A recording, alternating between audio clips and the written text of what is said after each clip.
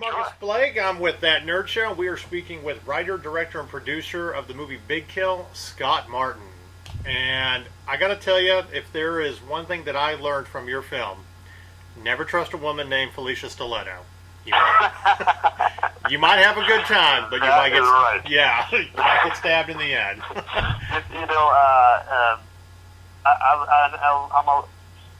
I think we're all a little surprised that Travis trusted Felicia Stiletto. And he's somehow shocked at what happens to him. But yeah, I thought that was one of the funnier parts of the movie. So this was a very interesting film. There's always something when it comes to westerns about the mystique of the Old West, and I think they are the perfect allegory between right and wrong and bad guys and good guys. Where did you get your influence in regards to this film? I mean, what old westerns have influenced you?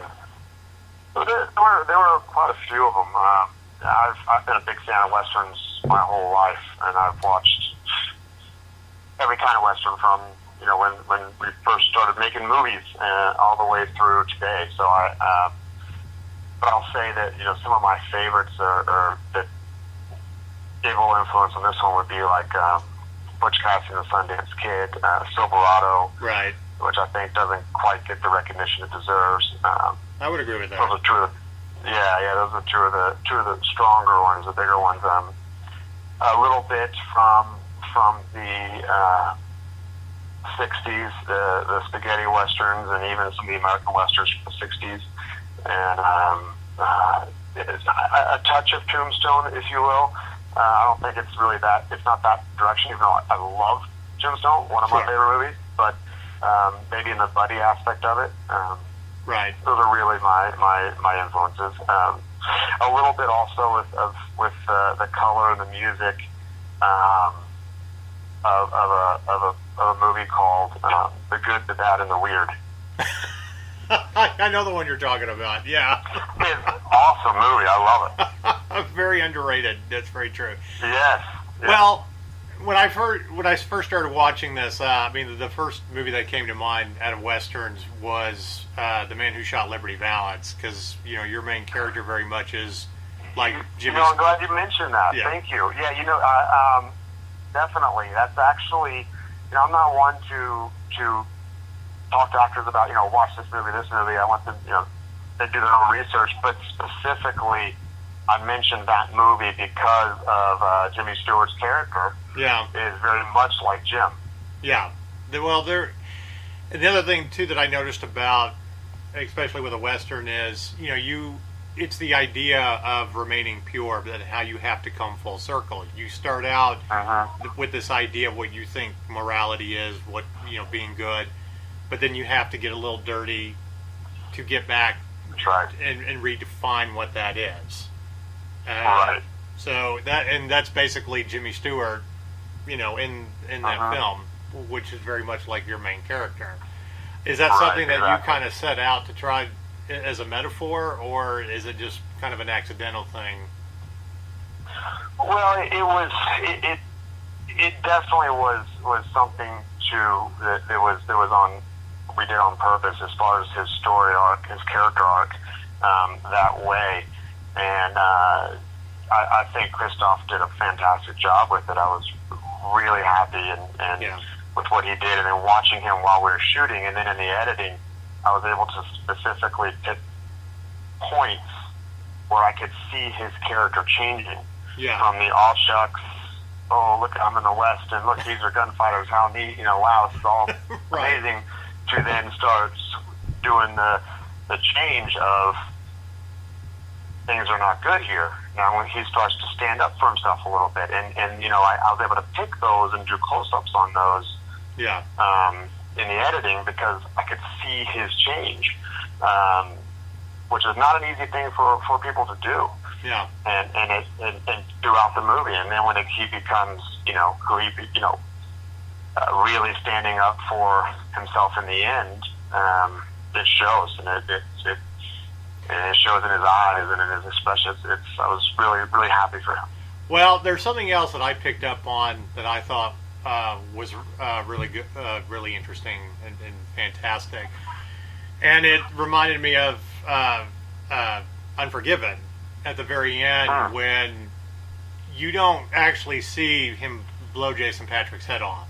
All you see is you hear the gun and you see his face, because it's his expression that's more important. It's the fact that he's having to do it. He doesn't want to do it. But Exactly. I think that's more important. Yeah. So absolutely. That's the thing is,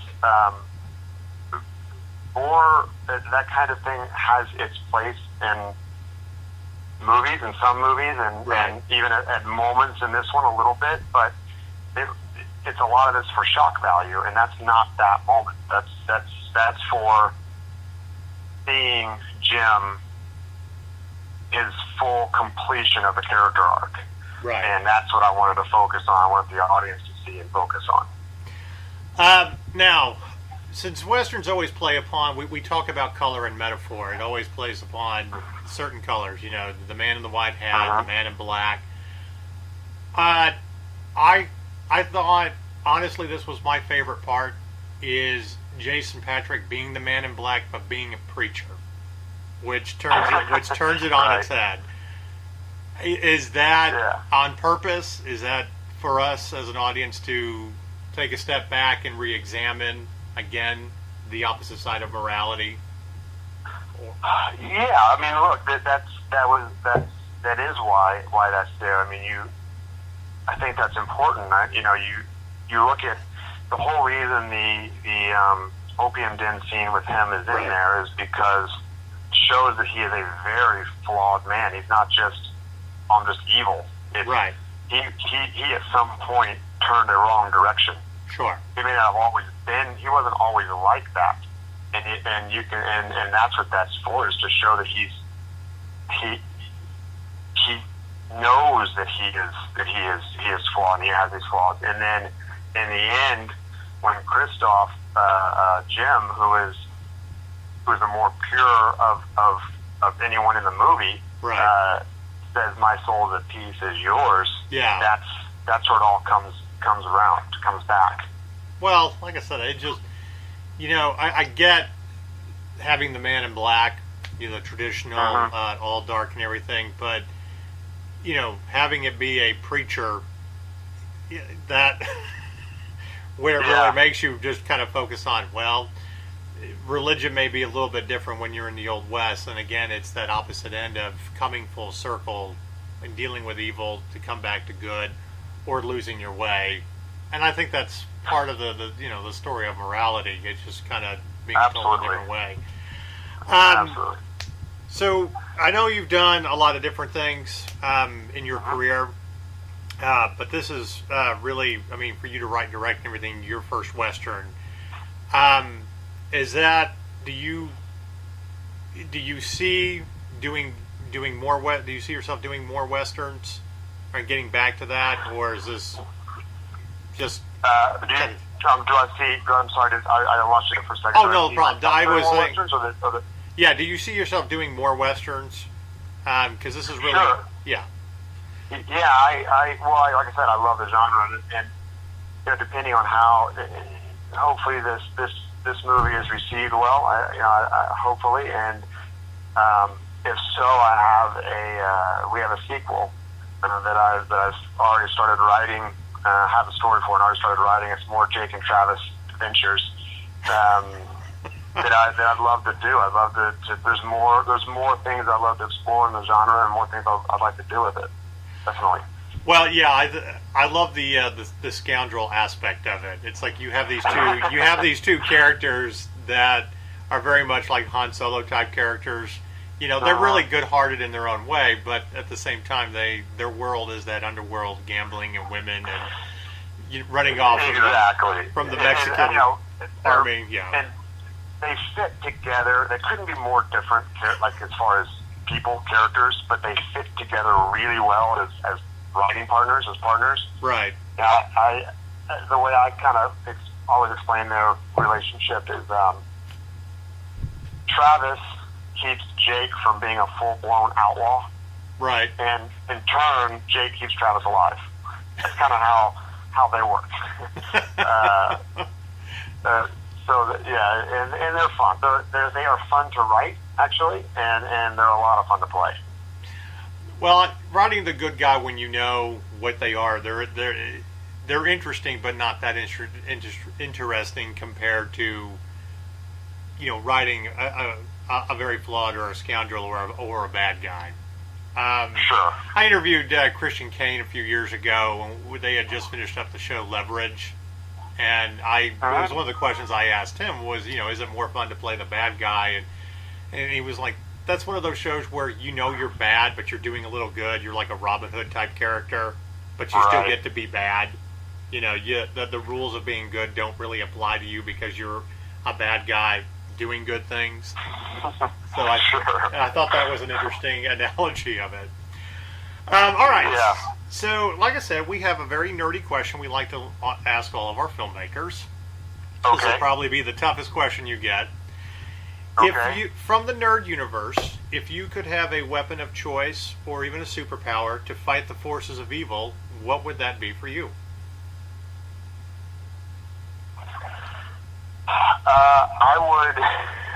I would have the end of invisibility. Nice. Yeah, that would be my superpower. You could definitely get a lot of things done that way. If you have the other ones, they can see you flying, and if you have all the power, strength in the world, they can see you coming. But if you make yourself invisible, you can get away from just about anything. That's true. Now, I think that if you get to the point where you complete your trilogy, then having Jake and Travis being able to be invisible while traveling through the Old West, that might need to be at that point, right? Yeah, I know, right? Even if it's just a dream sequence after visiting an opium den.